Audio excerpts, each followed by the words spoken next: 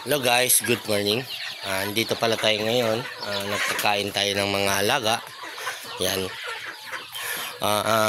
Paano ba natin masisave yung ating electricity sa pag-brooding ng mga sisyo na manok? Ang diskarte po namin,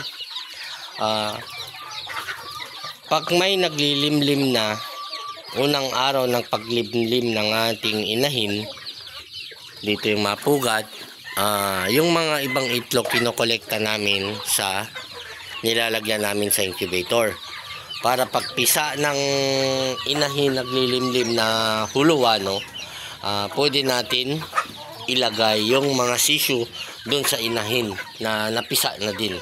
Kagaya nito guys, papakita ko sa inyo. Ito po ay isang inahin na sa loob, pero yung inaalagaan niya na sisyo is more than 40. Yan. Kayang-kaya yung isang huluwano na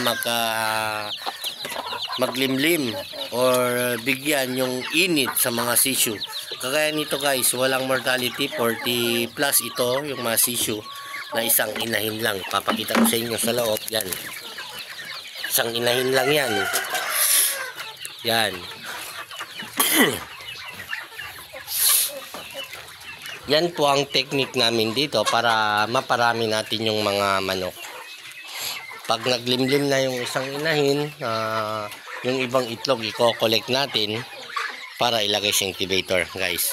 Yan lang muna ang maibibigay kong tips para sa inyo para makasave sa electricity guys. God bless and good morning.